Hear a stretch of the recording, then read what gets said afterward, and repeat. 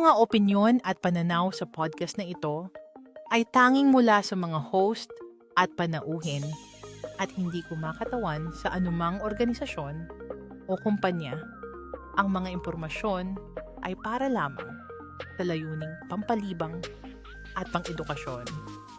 Hindi ito dapat ituring bilang profesional na payo. Welcome back, guys. Andito na naman tayo for another episode ng Kwentuhan Lang Walang Personalang Podcast. Today, ayoko na naman sabihin na special. Pero, again, extra special lang episode na to. For sure, pag napakilala ko, kilala nyo rin. Hindi lang sa boses niya sa anime, sa mga ibang movies, sa mga dramas na napapanood natin sa TV. Alam ko na feature din siya sa Rated K a few years back. Yung The Man with 75 Voices. Hindi ko napapatagalin pa. And I'm really thankful na we were able to guess the legend, Mr. Jefferson Utanes. Yun, no? Hello po, sir. Hi, Sir Rave. Kumusta?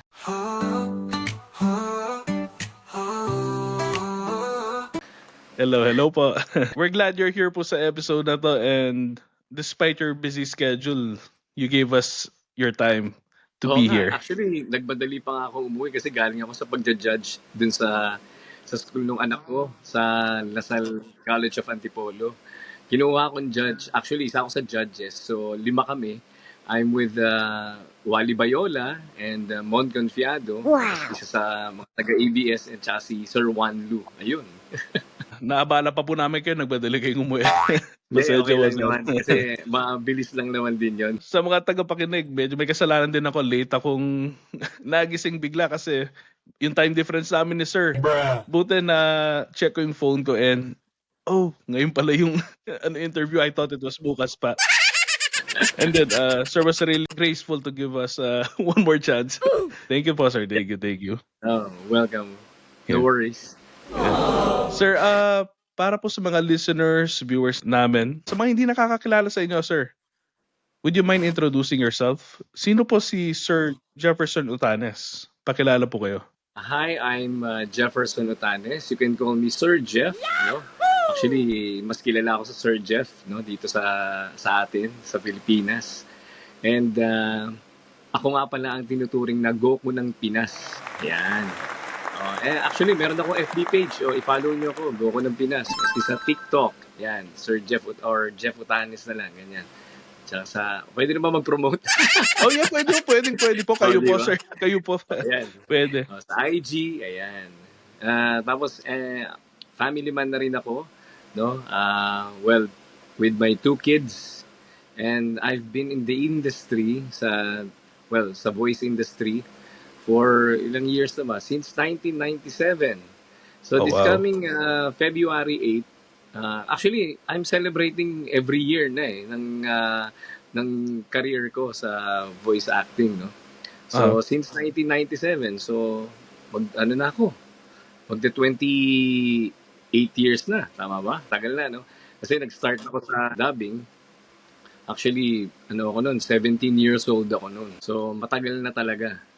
And actually, nagsimula ako sa Radyo with Tito Joey Galvez. No? Okay, Siya yung po. naka-discover sa akin noon sa Radyo. No? DCMM pa yun, DCMM. Actually, nag-audition ako doon. Then, pinalad naman tayong makapasa doon sa audition. Wow. And then, sinabak agad ako doon sa dubbing. Yung Opo. mga Mexican novela, ganyan, Mexican. Yes po, yeah. Well, and the rest is history. Ganun na. Oo, sobrang ganun. Maganda yung naging career ko. Actually, naging freelance din ako nung natanggap ako sa Alta for GMA 7. Kasi naghahanap yung isang professor. Kung kilala nyo si Lars Santiago, yung Showbiz Happenings, sa GMA. Oh, diba? yeah. Oo, siya yung naka-discover sa akin. Kasi naghahanap siya. Okay. Sa PUP, part-time professor kasi siya. Tapos, yung mga teacher ko, yung mga professor ko, dahil alam na nag-iiba-iba ako ng boses, actually, nagsimula kasi ako sa panggagaya ng boses. Aha. Tapos, nirecommend nila ako. Tapos, ayan, si Jeff, ganyan. So, yun, pinapunta ako sa Makati. And then, yun na, nakapasa ako dun sa Azul, yung first Yes. Mexican novela ko nun, for GMA7. And, yun, sunod-sunod na yung, ano ko nun, yung projects ko nun. Destiny ho talaga. Isipin nyo, magta 30 years na kumbaga. Di ba? Tagal na. Oo, Yes po, yeah. matagal na rin, di ba? So sir, alam ko, yun nga, matagal-tagal na ho kayo dyan sa industriya. Ano ba yung naging inspiration nyo? Ano ba yung nag-udyok sa inyo para pasukin yan? Mayroon bang tao behind? Mayroon kayong inidolo? Actually, kung di mo na itatanong, nung na-feature ako sa Rated G, actually, ano yun Aba. binanggit ko yun. Hmm. Nung bata kasi ako, 8 years old ako, yung father ko kasi, ano yun mahilig makinig ng radyo. Ang uso pa noon was, yung DZRH, di ba? Ganyan. So, pag natutulog yan, nakikinig lagi ng radyo yan. So, meron akong ginagaya-gayang boses doon. Pero syempre, what do you expect sa isang 8-year-old boy, di ba? So, Yes po. ginagaya ko si Ray Langit noon. Yung, okay mga kaibigan, ano mo si Ray Langit? Siya yung pinakasikat na, noon na Oo anchor. nga po, yeah. Di ba? News anchor, di ba? Yes. Ray Langit. Tapos, dahil mahilig din yung father ko sa mga old music, tulad nung kay Elvis Presley. So si Elvis Presley din, ginagaya-gaya ko. Ganyan. Yung, it's now or never, come hold me tight. Yan. Diba? Old soul ako eh. Old soul eh. Tapos nung nag-high school na ako, nung tumuntong ako sa VMAPA High School, meron akong naging choir mate. Actually, ahead siya sa akin ng 2 years. Actually, ngayon wala na siya eh. Nakakalungkot nga eh. He passed away siguro parang magti 3 years na. Magti 3 years na siyang wala. Si Noel Magat. Siya yung naging inspiration ko nung time na yon. Kasi nagulat ako, nag-iiba-iba siya ng boses. So, ang dami niyang ginagaya, sina Fidel Ramos, sina Marcos, di ba? Ganun, no? So, yeah, galing. So, sabi ko, wow, okay yun okay yung talent niya. Sabi ko, gayahin ko nga. Sabi yung ganun. Tapos, one time, nakikinig ako sa Cool 106 doon. Sikat ang radyo kasi noong time na yun eh. Yes, Diba? yes. Cool 106. So, nakilala ko si Henry Kiss. Si Henry Kiss ng Cool 106. So, noong time na yun, sabi ko, okay itong gayahin na, itong boses na to. This is Henry Kiss, only here on Cool 106. Ganun yung boses niya eh, di ba?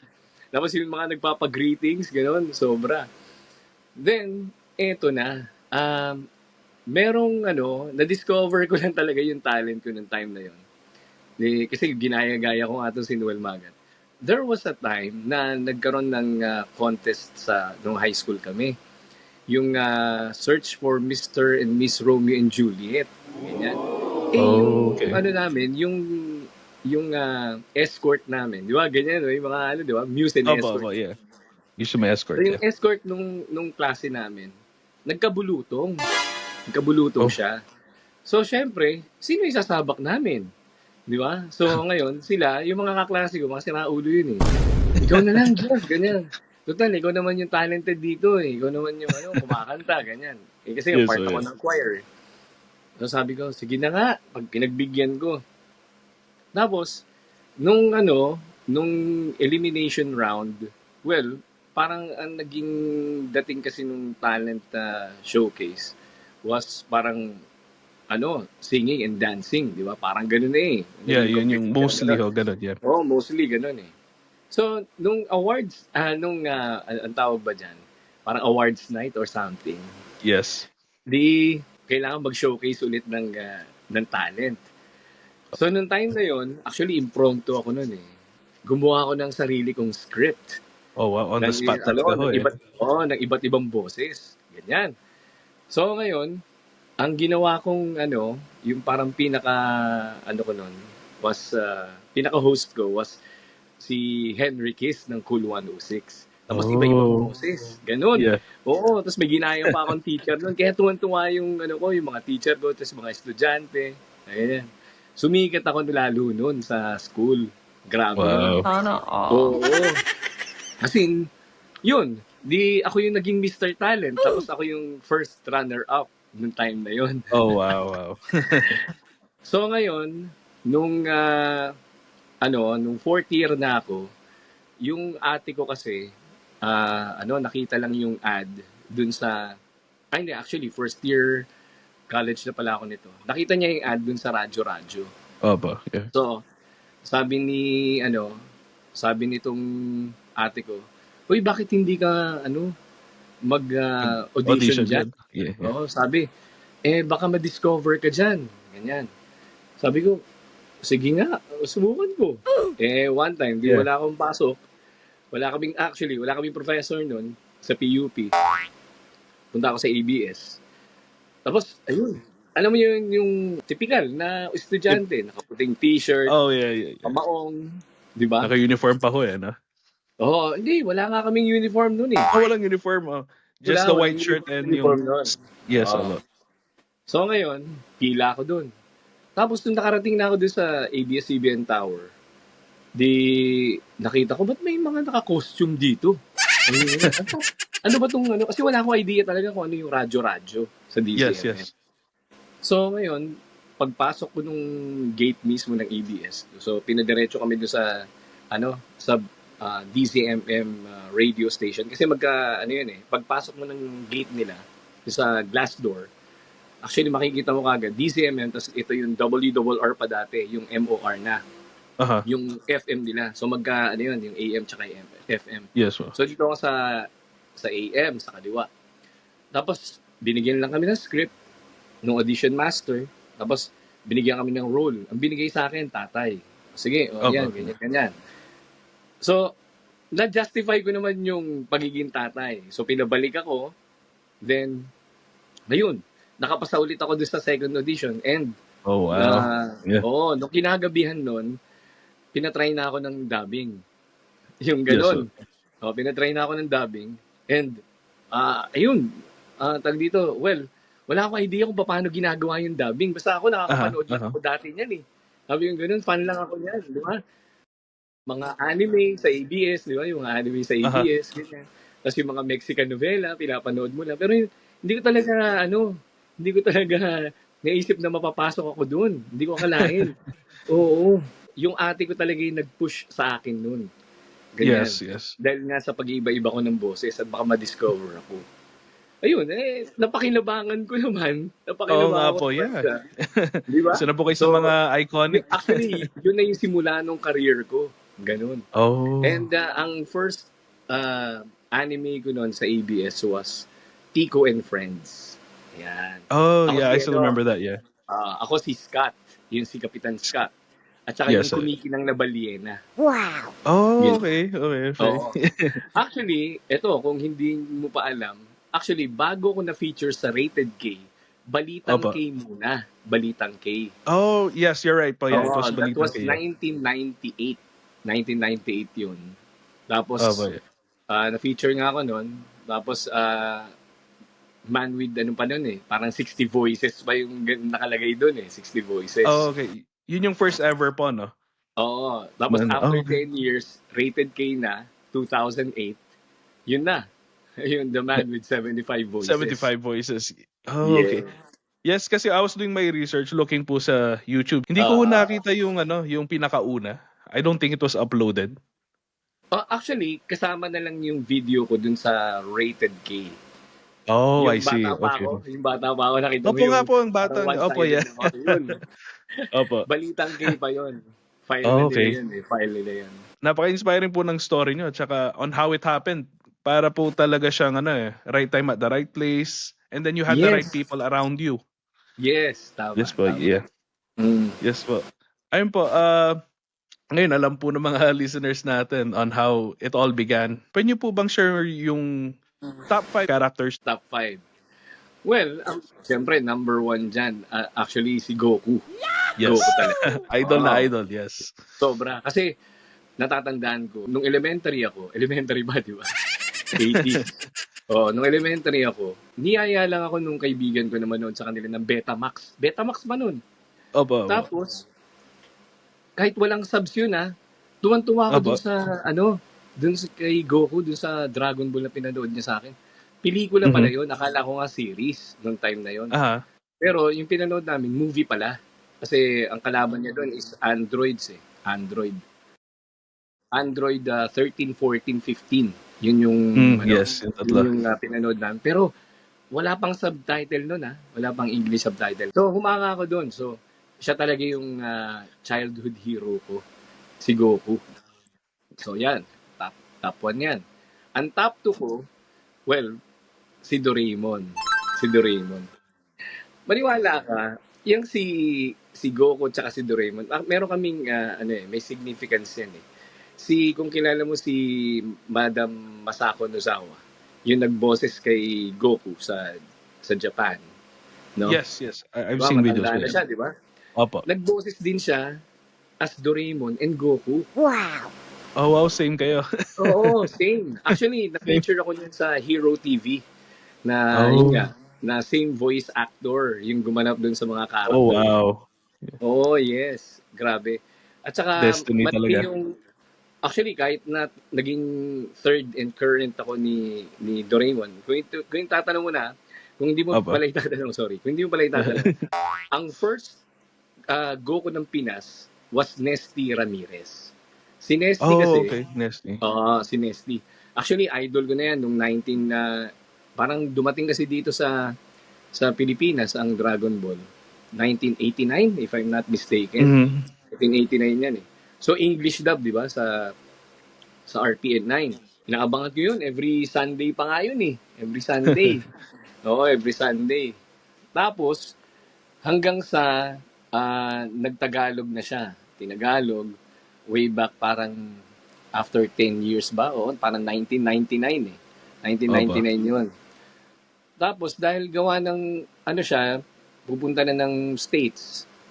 Yes. Ang balita ko nun was, parang nagtayo ng sariling school yung mama niya. Tapos siyang gagawing principal.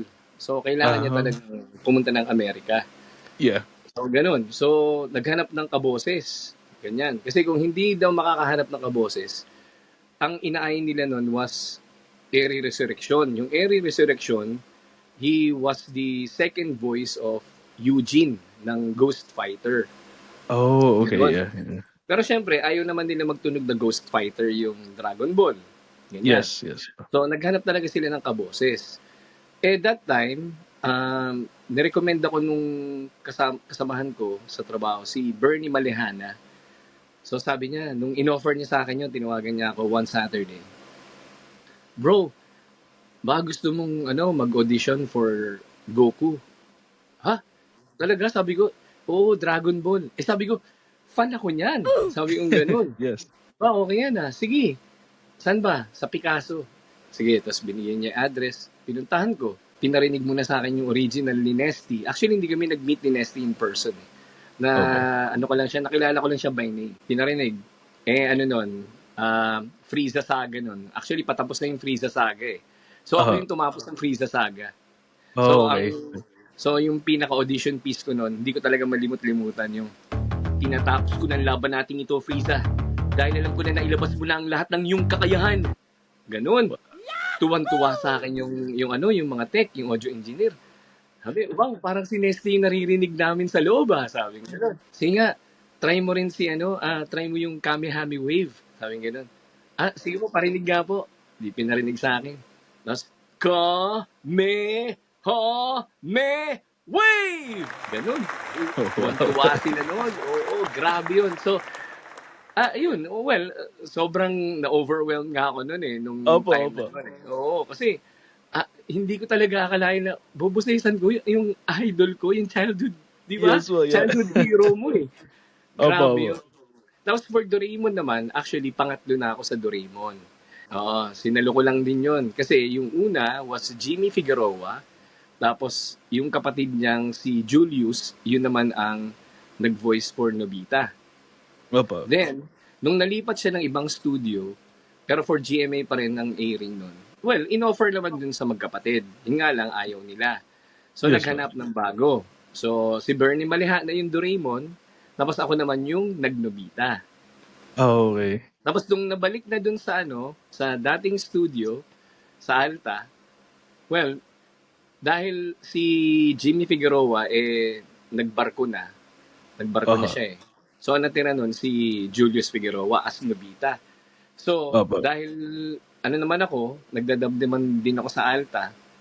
So ako na lang yung ginawa nilang Doraemon that time. Oo. So ayun, so ako yung pinaka third and current Yes po. na Doraemon. Ayan.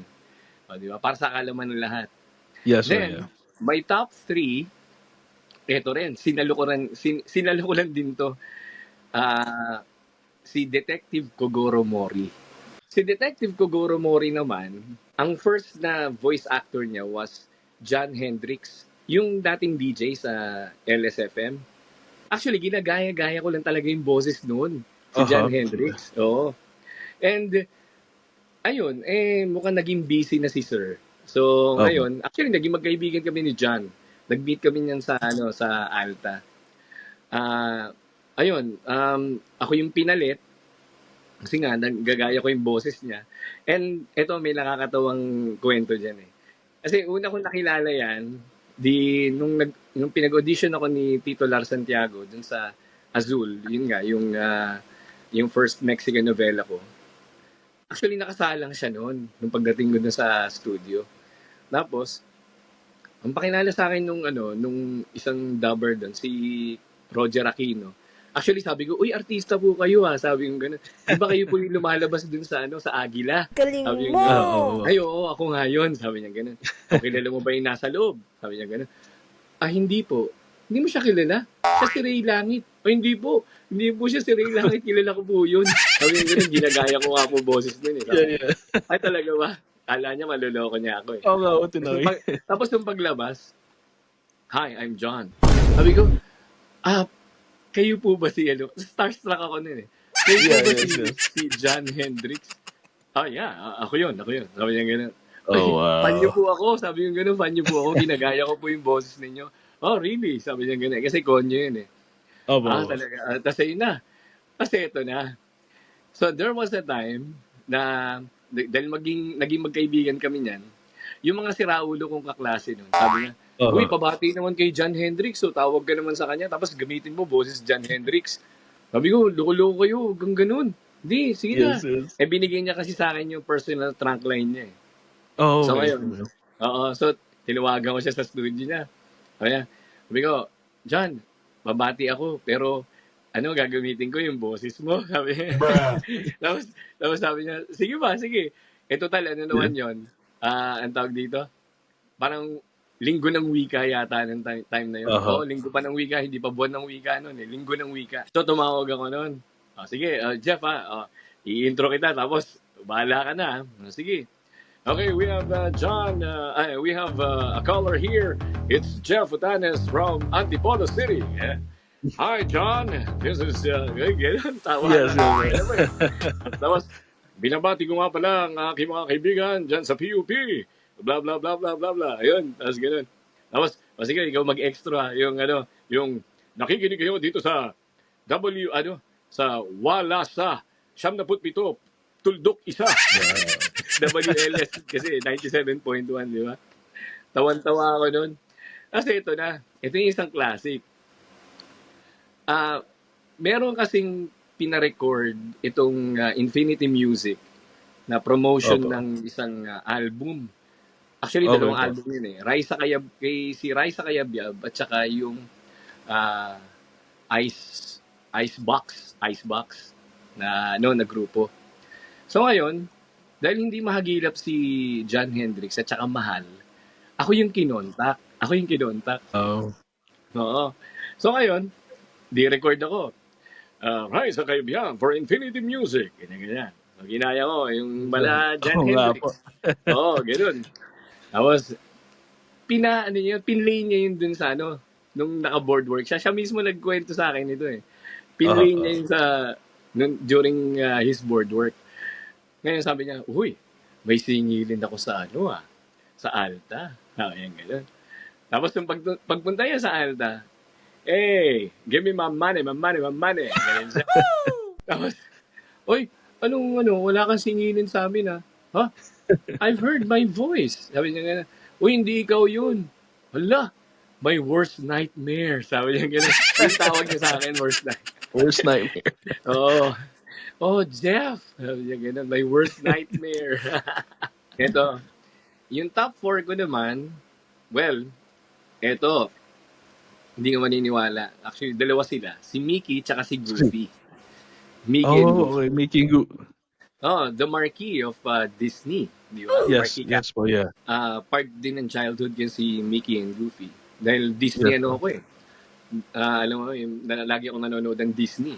Ganyan. Usually sa GMA7, ine-air yan, di ba? Yung mga yes, Disney tama classic. po, yeah. Mhm. Ah. So yun, ginagaya-gaya ko si Mickey Mouse tsaka si Goofy. Tapos, nung napunta na rito sa Pilipinas para ipatagalog yung Mickey Mouse Clubhouse, Yes. so naghanap sila ng voice match. So sabi sa akin, uy, audition ka naman. Akala ko, nagbibiro lang. Sabi ko, sige, tirahin ko yan. Sabi ko ganun. Yeah. Sabi ko ganun. So, biro-biroan lang. Tapos, yung pala seryoso. Tapos, nung Oh, wow. nag-audition na ako dun sa isang studio sa Quezon City, yung Sungan.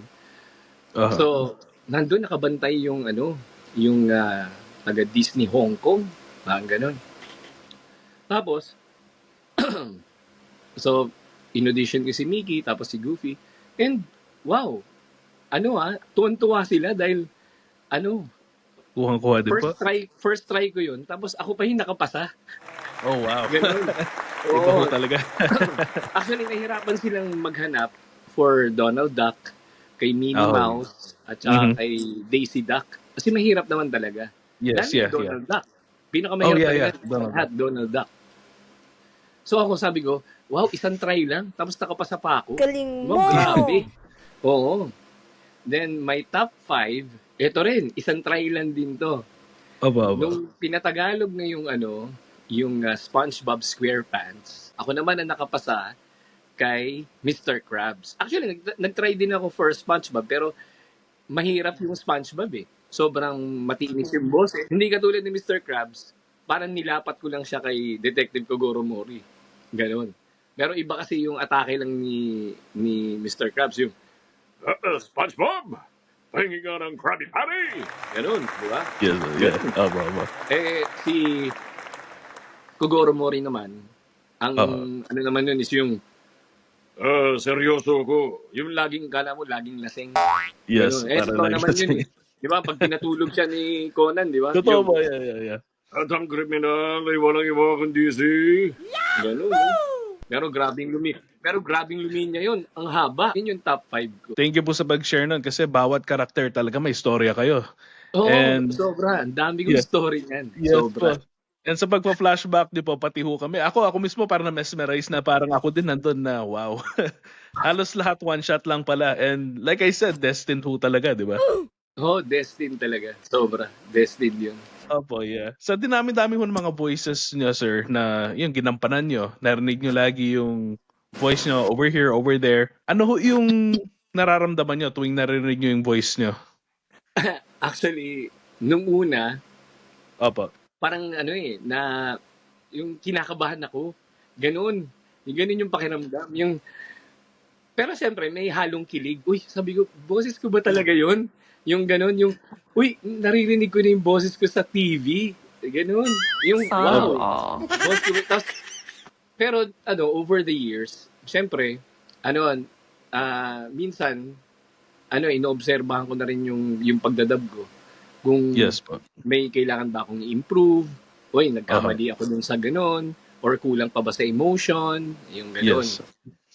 Kasi, lahat naman dumarating sa ganung proseso eh. Yung, syempre, yung tunog baguhan ka, at saka yung talagang veterano ka na, di ba? Yes po. Kasi, Tama po. Yeah. Kasi nung baguhan ako, syempre, parang, hindi pa natural yung acting ko, yung Yes.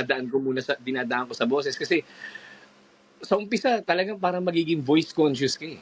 Totoo naman Yes, yun eh. yes. Tama po. No, Yeah. di ba? Magiging voice conscious ka eh. Pero katagalan, kapag nasanay ka na, yun, parang natural na lang. Natural Yes. na lang. Oo.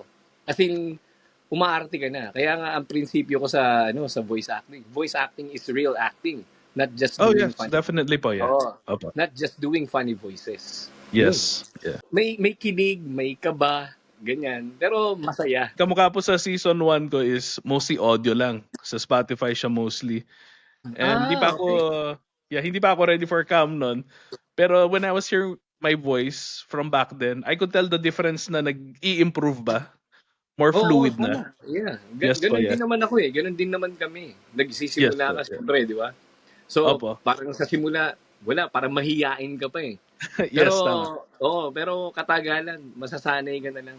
Ganun. Yeah, and awkward din po sa akin kasi I was the one editing my own audio and it's like ayokong Really? pakinggan. Pero now it's Wow. I'm immune. It's like okay. Okay lang yan. One-man show Yes. ka rin pala eh. Yes, one man show lang. Kasi I just do this for fun naman po eh. And I get to meet my mga idol po eh. Kaya plus na yun Correct, para sa correct. akin. Yes, po, correct, yeah. correct. At least now the listeners and viewers know how you felt po or how you feel when you hear your voice. Tao Yeah, din po yeah. si Sir Jefferson. Yeah. Oo, actually, natuwa nga ako dun sa yung caption nung Rated K nun, yung ito ang totoong boses ni Jeff Utani. Ganun. Kasi nga, minsan, Yes. mamaya baka hindi ko na alam kung ano yung totoong boses ko. Tama. Yes po, yeah. Totoo naman eh. Kasi di ba? Oo nga po. Kasi pag naka-headphones ka, totoo Aha. yun. Pag nasa tapat ka ng mikropono, minsan Yes. nag-iiba yung boses mo eh. Minsan, Oh, yeah, tama. ano ba, yeah. nagmo-modulate ba ako? O Yeah. ito ba, pinapalaki ko ba yung boses ko? Ganun. Actually, yung iba, napapansin nga nila, parang ikaw na talaga si Goku kasi ganyan-ganyan yung boses ni Goku eh. Yes, Natural yes, na yeah. eh. Di ba? Natural Natural na na eh. yun. Oo. Yeah. Kumbaga hindi na iniipit or pinapaliit. Ganyan. Yes. Pero may style Yes. pa rin si Goku kasi iba pa rin yung Ah. ano niya eh. Iba pa rin yung acting ko for Goku eh. At least so, sa dinami-dami hon mga voices na ginampanan nyo, nahihiwalay nyo pa rin yung normal voice nyo. Yeah, Kumbaga, oo yeah. naman. Nangyari na po ba is, let's say po sa conversation, na out of nowhere, nagamit mo bigla, let's say si Goku o si Doraemon, yung kumbaga Hindi. parang Eto accent yan. siya. Actually, kabilin-bilin na naman kasi ng producer ko na never mong gagamitin yung boses ni Goku sa ibang Yes. animes or kasi distinct talaga siya. Dahil nga distinct siya, so hindi ko talaga siya ginagamit ever. Tapos for Doraemon, actually gamit ko na yung boses ni Doraemon, pero kasi iba rin kasi yung reading ko tsaka iba rin yung acting Yes. ko for Doraemon. Okay po. Okay. May sarili kasi siyang parang iba yung pananalita nila eh. Siyempre, mas gagayahin mo yung kung paano sila, di ba? Umarte, ganyan, magsalita.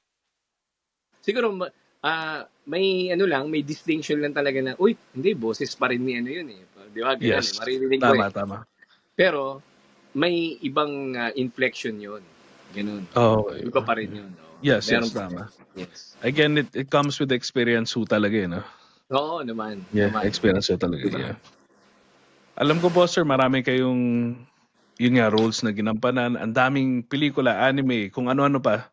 Kung magkaroon kayo ng pagkakataon na makatrabaho ang kahit sinong artista, voice actor or director, now, sino ho yun? Director or artista?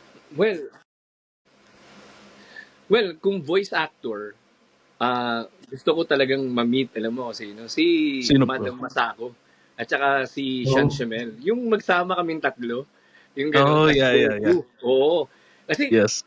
very classic yun, di ba? Pag nangyari yun.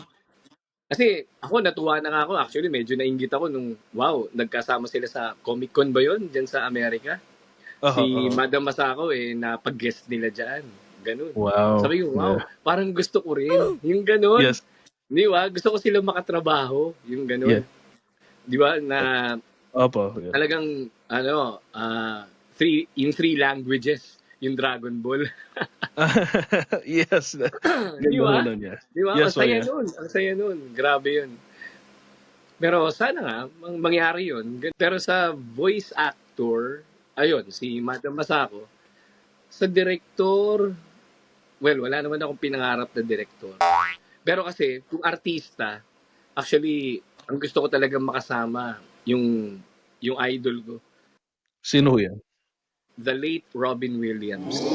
Oh, yeah. siya talaga ang ano ko. Kasi alam nyo, sa totoo lang, ito, sa mga nakikinig, siya talaga yung pinaka-idol ko sa voice acting, si Robin Williams. Kasi nung napanood ko yung ano niya, yung Good Morning Vietnam, grabe, kasi walang entertainment ang mga sundalo nung time. Kasi war yun, Opo. di ba? Yes, yes. Tapos siya yung bumuhay nung yung, di ba, through radio. Yung, Oo nga po. Good Morning Vietnam! Ganun. Yes. Tapos, ginagaya-gaya ko na siya. So, pinangarap ko rin na sana mabusesan ko siya someday. At nagkatotoo yun. Nagkatotoo. Marami akong pelikula ni Robin Williams na ako nagboses. Kung hindi mo na itatanong. Katulad nung Bicentennial Man, yung Jumanji. Tapos, yung nilabas ko talaga yung yung powers ko sa voice acting. Yes. Is Yes, yes. yung pelikula niyang Mrs. Doubtfire. Ay, yeah. Alam ko yun, yeah. Na hindi ko na napanood yung replay sa ABS-CBN. Gusto ko mapanood yun eh. Kasi talagang nilabas ko rin talaga yung yung Yung talent. emosyon niyo ho, yung talent yung niyo. emosyon. Oo, kasi Yes po. ibang-iba si doon, si Robin Yes po. Williams. Yeah, oo nga po. Kasi ito na. Nung nung pinatagalog na yung Aladdin, tapos Yes, sir. na-invite ako to voice Genie. Di ba ang Genie si Robin Williams. Oh, Talagang yes. hindi ko hindi ko tinanggihan yun. Yeah. Sabi ko, sige, punta ako sa audition. Yun, nag-audition ako. At ako ang nakapasa for Genie. Wow. Yun. Again, destiny. Oo, destined na naman. Tapos Yeah, ito destiny na naman. Tapos ito pa, nung tinagalog naman yung Happy Feet, di ba, Happy Feet? Happy Actually, Feet, nagboses si Robin Williams doon. Siya si Ramon. At saka si... Siya pala yun. oh, Yeah. siya si Ramon, tsaka si Lovelace. Si Lovelace. Yes, Ngayon, lovely. actually, 3 station na ang nakapag-dub niyan. Nung TV5 days, ako ang nagboses kay Elijah Wood. Dun sa di ba siya yung bida? Di ba? Yung bida ho, yes. Siya si Mumble. Mumble. Tapos, nung napunta sa GMA7, ako naman ang nakapasa for Noah, yung isa sa mga elder penguin. Okay. Tapos, nung napunta sa ABS-CBN, pina-audition na naman. Pero, pinatry sa akin, syempre, Robin Williams as Ramon. Nice, yes. Oh. At ako yung nakapasa. And, nakakataba yung, what do you call this? Nakakataba sa puso yung sinabi nung what do you call this? Nung client. Kasi sabi nung client, talagang voice match. Tapos, wow. As in, wow daw talaga. Ganun. Talagang nabilib na po. para bang, nagtagalog lang si na parang nagtagalog lang si... Tagalog si Robin Williams. Oo, si Robin Williams. Ganun. Wow, siyempre, di galing. ba, kahit sa Opo Aladdin, naman, yeah. ako yung pinaka second best na narinig nila as Genie. Wow. Ganun, yung Disney Disney, Burbank, USA na to Oh, yeah. Yes po, yeah. Ayun. Grabe, as in, nakakatuwa yung yung dubbing career ko, lalo na during my prime. No? Yes Ganyan. po, yeah. Ito ba, yung tawag dito, yung ako yung nakapasa kay Ben at saka yung kay Ben 10 dun sa Alien Force. Tapos ako rin si Kevin. Ayun, lagi nag-uusap yun. Lagi magkausap, di ba? Yes po, yeah. Buti na lang kamo, naka-Pro Tools na kami. So, with the technology, yes, pwede na mag-usap ang mga character. Isang hirap po nun, kung wala yun. Yeah, mahirap yun. Di ba? Opo, so, iba yung timbre ni Ben. Yung, ano ka ba naman, Gwen? Naghihintay dun si Kevin. Ganun ba? Walang problema sa akin yun. Tapos, di ba? Iba yung boses ni Kevin. Ganun. Yun. Even si Mickey Mouse saka si Goofy, yun naman, magkahiwalay naman na recording yun. Kasi, iba yung range ni Mickey, iba rin yung range ni Goofy. Oo nga po, ibang-iba ho talaga. talaga. Ang maganda, kapag dalawa yung characters mo, double pay ka. Kasi lalo na, pinasahan mo yun eh. Pinasahan mo yun eh. So, double pay ka. Dalawa yung bayad sa'yo. Di okay. Di ba? Opo, yeah. Ganun. Tsaka honestly ho, para sa akin, kung ako iniisip ko lang, hirap po talaga nun sa isang show, 2 character or more. Oo, or Sa more. hirap po talaga. Actually, Yeah. nangyayari talaga sa aming mga dabber yan. Lalo na, maniwala ka, sa isang pelikula, sabihin mo na parang 6-7 lang kami. Lalo na, depende pa sa ano yun, sa budget. Pero pag mga Netflix, ganyan, maraming ano yun, maraming cast. Kasi malaki naman ang budget nila. Di ba? Pero dun sa other networks, hindi. Mababa. So pagkakasyahin mo lang yun. Medyo, yeah. May Oo. budget po talaga. Yeah. Oo, meron ganun. May low budget talaga eh. Meron talagang low Yes po, budget. yeah. Ayun. Thank you po ulit sa pag-share dyan sa mga experience nyo. Talagang it takes us back and how you experienced it. Yeah. Alam ko na-share nyo my experience nyo. Mostly positive ho talaga sila. Yeah, And sobra. yes, sobra po. And ito ho, pwede po ba kayo mag-share ng kahit isang negative experience na tumatak talaga sa inyo? Negative. Well, as a voice actor, ang negative lang dito sa sa industriya namin. Kapag tumatanda ka na, actually, kahit nung naging director ako, hindi na ako masyadong kinukuha. Kasi siguro na-achieve ko na yung pagiging director. Ganun. Yun lang ang pangit sa industriya namin. Na para bang, siyempre, di ba, passion mo pa rin naman na mag-dub eh. Ba't ayaw mo kaming kunin, kami mga veteran? Makakatulong pa nga kami sa sa program, sa ikagaganda ng program. Well, ako naman, sa totoo lang, sawa na rin ako magbida eh. Di ba? Mas makakatulong ako for incidental characters, sa mga support na lang. Di ba? Ganun. Ang nangyayari, wala. Para kaming nakakalimutan na, kami mga veteran actors. Uh-huh. Tapos, dahil ang dami na rin naming mga voice talents dito sa Pilipinas, ayun, tawag dito, syempre, parang hindi nga healthy yung competition eh. Kasi nagkakaroon na ng grupo-grupo, may mga paksyon-paksyon. Oo, hindi maiwasan. So, yun lang. Yun lang ang pangit sa industriya namin. Ngayon, yun sa mga aspiring voice talents, syempre, kaunti lang nabibigyan sa kanila ng break. Dahil nga, pag nagpasok ka pa, marami na naman mawawalan ng trabaho. Di ba? Ganun. Hindi mo pwedeng nandun lahat. Oo, pero sana naman lang, maisip pa rin nila na kailangan pa rin namin ng trabaho. Yes. Kasi hindi pa naman kami retirado. Di ba? Yes, so yes. At saka mapapakinabangan mo pa naman kami. Ganun. Yes po, yeah. So sana, kahit na director na kami, bigyan nyo pa rin kami ng work. Kasi tulad niyan, marami na rin ng director ngayon. So, syempre, lahat yun, kailangan umikot, di ba? Yung paikot na, So, kung lahat kami bibigyan, so, sana ganun karami yung projects. Tama. Meron talagang, meron talagang season ang projects. Minsan, marami, minsan, konti. Panapanahon din po, no? Kaya ang ko rito, ang natutunan ko, kapag malakas pa yung hanggat malakas ka na kumita, mag-ipon ka. Kasi pagdating talaga ng kasi pagdating talaga ng tagtuyot, naku. Opo. Di ba? Hirap po, no? Ang hirap. Yeah. Yes po. Ayun. Well, hopefully po, more projects to come. And marinig pa po namin yung voice nyo kasi idol na idol talaga. Thank you. Yeah. Ayun, sir, well, tapos na tayo lahat sa mga questions ng podcast na to. And we really appreciate you sharing your experiences. Pero sa About Podcast ko, sir, we have a segment. It's called Bonus Round. Okay. And yung bonus round is mga tanong na pinapatanong ng mga viewers, listeners, fans na alam na interviewin kita. Okay. Honestly, most of these questions, which tatlo lang naman, are comedic. Minsan, sir, honestly, walang sense. Just for fun.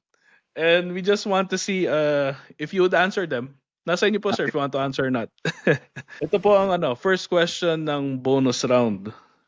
Pinapatanong ng isang listener, bakit pula ang tawag sa gitna ng itlog? Dilaw naman yun. Grabe, nga, no? Bakit nga pula? Siguro kaya pula Dahil, tricky yun tricky. O nga no, bakit nga pula? Bakit nga pula? Well, hindi ko alam ang sagot dyan. Ako rin po hindi ko alam. I mean, honestly, yung nakadiscover lang ng pagiging pula is colorblind. Siguro nga. Who knows? Oo nga, no? Ang hirap ng tanong mo, Yeah. Oh, grabe yun, Napaisip Yes, ako sir. doon. Napaisip ako doon. Oo nga, pula nga lang itlog. Oo nga, bakit nga pula? Yes. Sa nagtanong na yan, hindi namin alam ni sir. Oo, hindi namin alam. Kung alam mo, i-share mo sa comment section. Yeah. Ito po yung tanong sa second question ng bonus round. Alam po natin, tumatanda yung isang tao, yung tumatanda yung boses natin. Tumatanda din ho ba ang mga karakter na binobosesan nyo? Ako, napansin ko talaga, tumatanda rin. Kasi, nung, pag napapanood ko yung mga old videos ko, sobrang bata ng boses ko talaga Ganun. Pero ngayon, nata-typecast na ako sa mga matatandang characters. And, tawag dito. Kasi, ang nakakaano lang dyan, tawag dito, syempre yung mga dati mong characters, minsan hindi mo na nagagawa, ganyan. Yes. Tapos, Yes. kung napansin mo nga, parang gas-gas na rin yung boses ko di ba?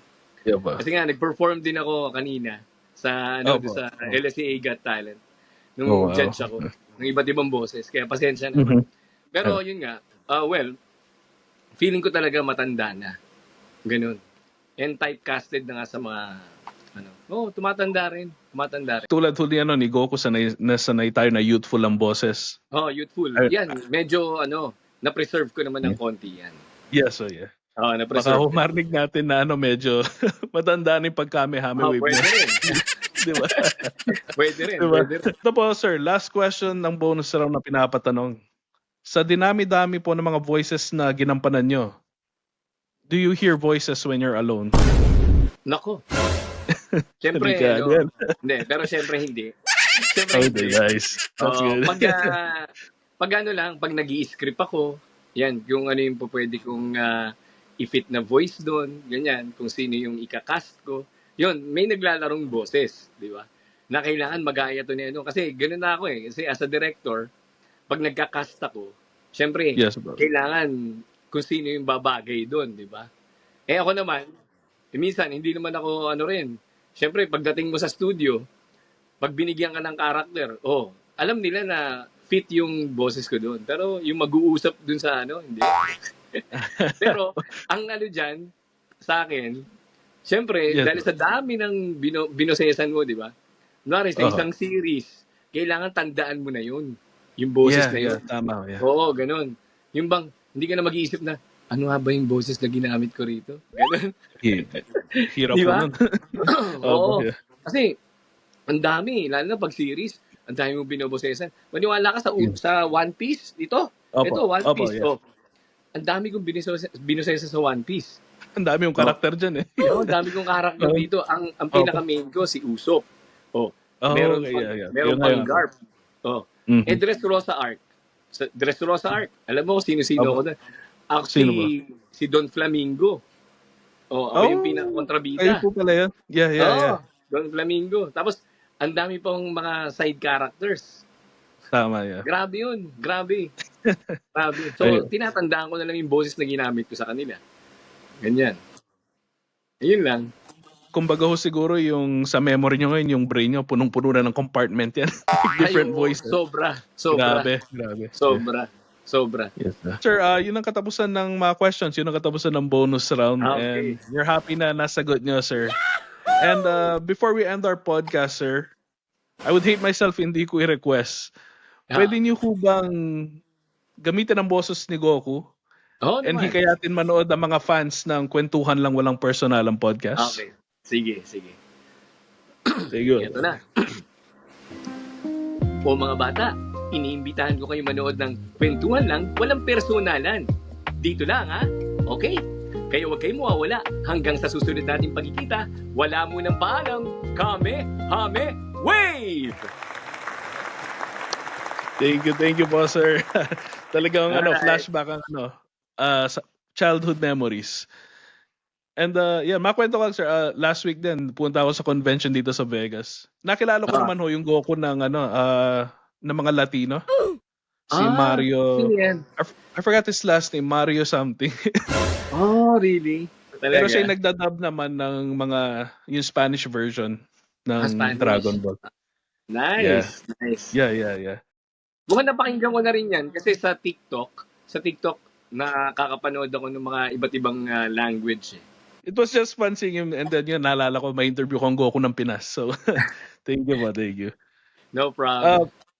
bago na tapusin yung podcast na to, sir, may message ba kayo sa mga fans mo?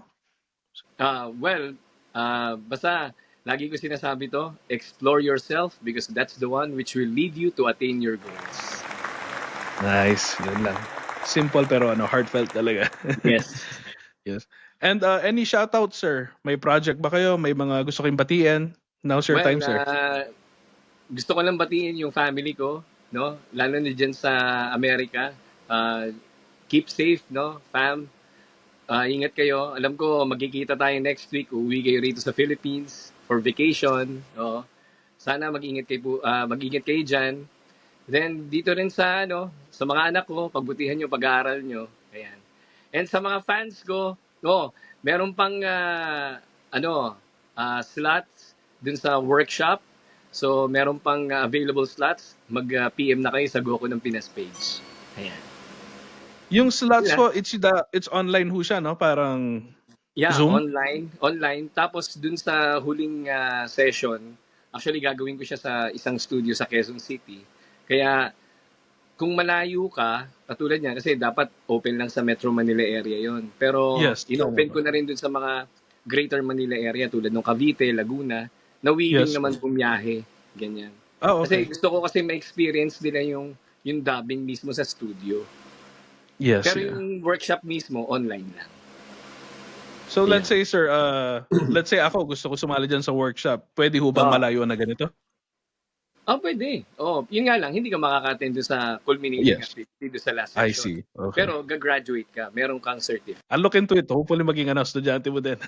Ay, sige. Walang Sige, problema. sige, sir. Sige. Ayun, sa mga listeners, viewers, yan. Popost ko lahat ng links ni Sir Jefferson Otanes dyan, ang Goku ng Pinas. Huwag niyo kalimutan, i-follow siya. And yan, tignan niyo din ang workshop niya kasi titignan ko din yan for sure. Yeah. Ayan. And then again, sir, maraming salamat po for, giving us your time, for joining us on this episode. And hopefully in the future, diba, who knows, makasama Yeah. ko namin kayo ulit. All right. Okay, welcome. Yeah. Okay. You're most Yeah. welcome. Thank you po. And again, this is a Kwentuhan Lang, Walang Personalang podcast. We'll see you guys next episode. Bye-bye. Bye. Basta't masaya, di kailangan ng issue. DLWP, swak na swak sa treat mo.